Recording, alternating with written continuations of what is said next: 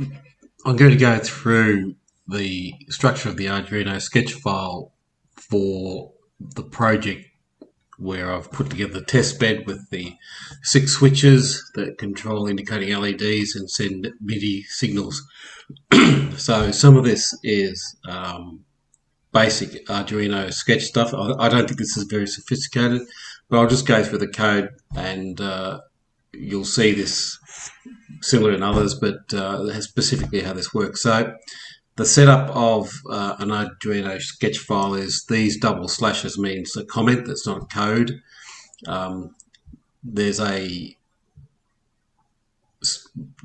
initial initiation section, I guess it's called. Then there's a setup area where you set up other aspects of how it's going to work. Why there's some happen here and some happen as a void setup, don't know, but this is just what works.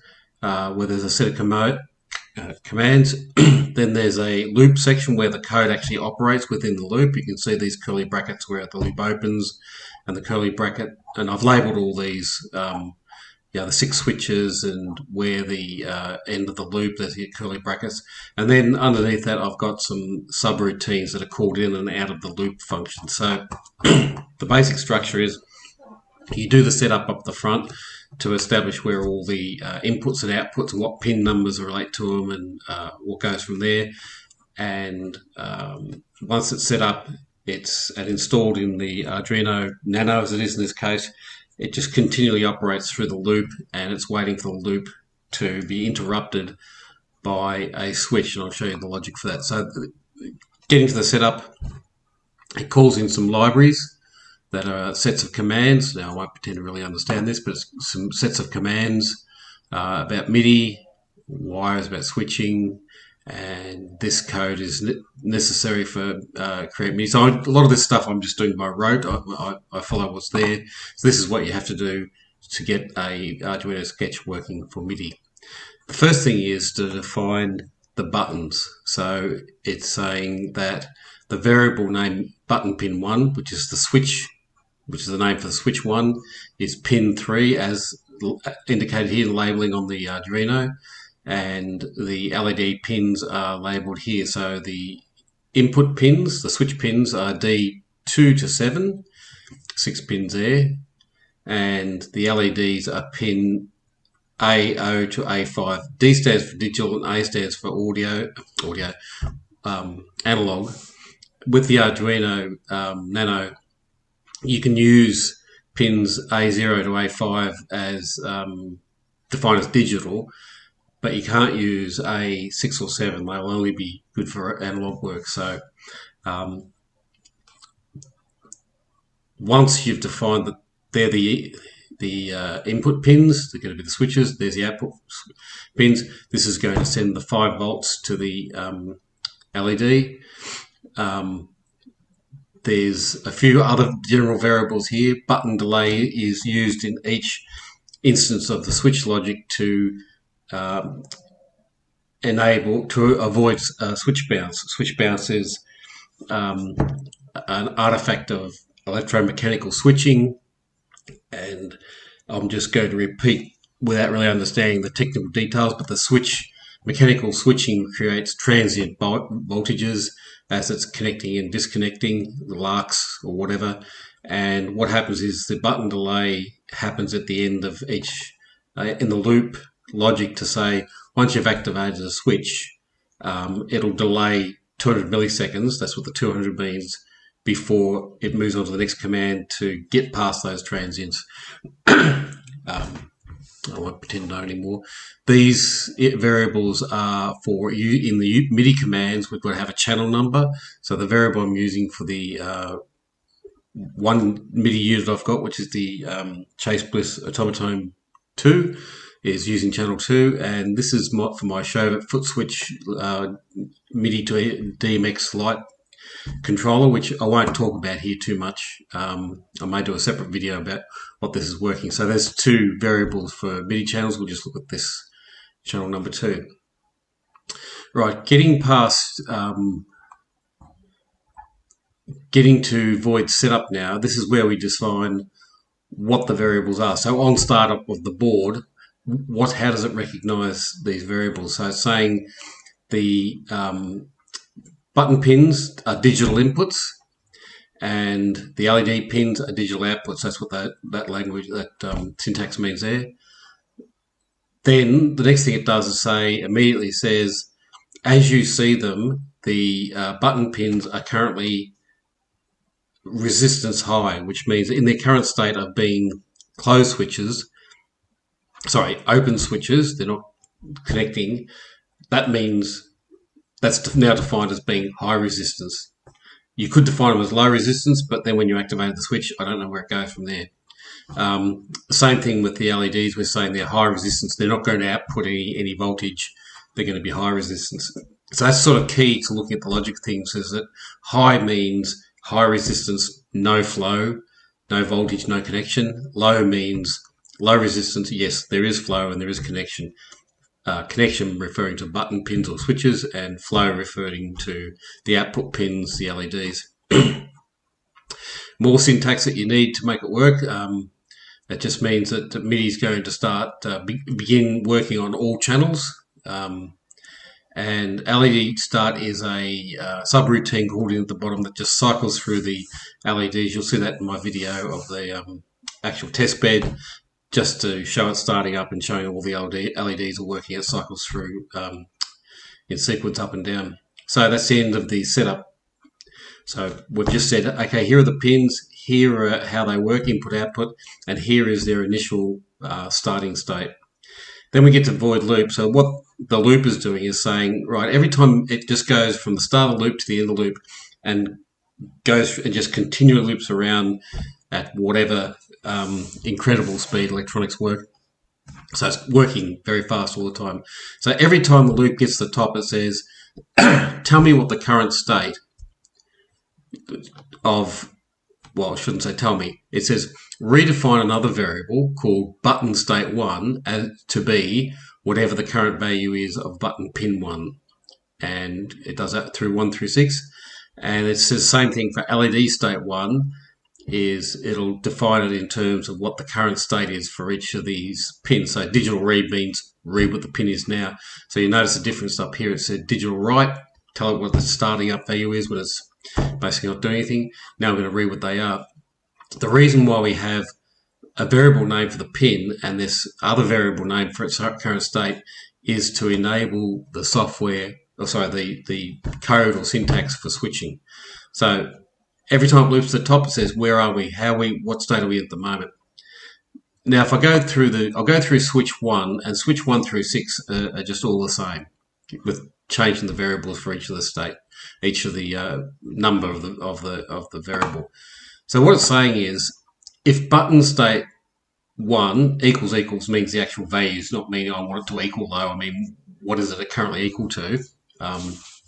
If button state 1 is currently equal to low, which means in this particular loop, I'm now recognizing that the switches contact has been made with the switch and resistance is low, because the digital read up the top has said, oh, something, it's not just open, it's closed, and it's now low. It's mean, okay, button switch 1 has been pushed. Then this is saying, now this code here allows you to do a flip-flop thing. So it says, if it's on, do one thing. If it's off, do a different thing. But in the way we're using this is sort of an array of switches controlling. They all work together. We only really want it to do one thing when it's turned on. But I've written the code to replicate as if it's sort of flip-flopping. So I was saying, okay, if button state 1 is low, it's switched on. And if the LED state is low, which means the LED is currently on, it then says turn off all LEDs. Excuse me, I'm still recovering from my cold. Turn off all LEDs, which strictly speaking isn't necessary, because it's currently on. And as you'll see from the rest of the code, all we're going to do is send this MIDI command to say, make sure that what this MIDI command means in the MIDI implementation table of the Chase Bliss automaton. So every unit has its own implementation table. 102 is the code to control the bypass.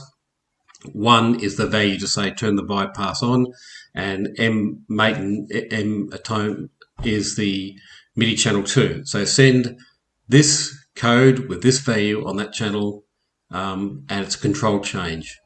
So we're not using program changes at this stage. All this is doing is saying make sure that the bypass is off or the unit is activated. It's not in bypass mode. If that was 0, it would be bypassed. If you look at the second part of this syntax, that's annoying. That screen keeps breaking into the balloons, information balloons. But if it's high, which means the LED is off, so you've pushed the button and the LED is currently off, it says, right, turn off all the other LEDs, make it a blank canvas. Now, digital write LED pin 1 low. So make LED pin 1 low, put some voltage out through that pin to the LED, turn the LED on. Send this command to make sure that this control change, to make sure the unit is not in bypass mode, value 1. Then send MIDI program change 1 to that channel. So that's a slightly different arrangement. It doesn't have a separate value. And in the again in the MIDI implementation table for the automaton, Chase Bliss automaton, all I'm doing is say change it to patch 1. That's what that value 1 means. And we'll ignore this one because that's related to the lighting control for the moment. And close. So it's saying if the LED is currently on, do that. You can see the curly bracket to curly bracket defines that if statement. But if it is currently off, then you do this if statement, and then you get to the end of that if statement, which is this curly bracket here. I've put a blank line there for no reason. Then before this is like a nested if statements, before this if statement ends, it puts in that button delay. So it's saying delay the variable value of button delay, which is 200. I think what was that hexadecimal there? I know what that code means after it there. But delay by 200 seconds. So you've pushed the button, do these things, and don't move on until 200 milliseconds, which gives you time to get off the switch, have it go back to the state of being high resistance, and there's none of those transients within. 200 milliseconds seems to work. You can make it less, you can make it more, but that seems to be a good human value to use. So again, switch 2 is the same again, except the variable numbers have changed to 2, and you can see the other change here is this program change is now program change number 2, patch number 2. Number 3, same thing, patch 3, patch 4. Some of these I've actually not bothered to have any code in there at all. I've just, in number 1, I just put that code in there in number 1 just to show you that's how you would do it. So if you wanted it to do a different command when you turn it off, you could put it there versus a different command when you put it on. But we just want them to do, when you turn them on, just do that thing. And I didn't bother doing it for the rest of them because it's, all I want it to do is, if it's currently on and you press that same button, just do nothing because there's nothing to be done. So that gets to the end of the switches. So 1 through switch, and end of the switch actions. This is a bit of old code, don't worry about that. And we're at the end of the loop. There's a curly bracket to end it. Then there's a couple of subroutines. So you can see in these switches, I'm calling this subroutine LED off. And all that's doing is taking all the LEDs and changing their value to high, turning them all off, just to say, okay, when I want to turn on LED 3, I want to turn off any other existing LED that may be on. And this is a simple way of doing it. This other subroutine, LED start, which was at the top of the code in the startup section, it's just going through and saying, turn them on, change the value to light, digital write LED pin 1 to low, so change it to turn it on, wait 250 milliseconds, do the next one, go all the way up to 6, And then when you get to 6, go back again by turning them off, and that'll cycle up and down. And here at startup, it's saying, right, change it to patch 1, and make sure that the bypass is in a state that it is engaged in the unit, and turn LED pin 1 on and ignore that one. That's for the other thing. So that's the entire code. So really, if you build the test bed the way I built it, and you upload this code into the Arduino Nano, it'll do exactly what I've demonstrated.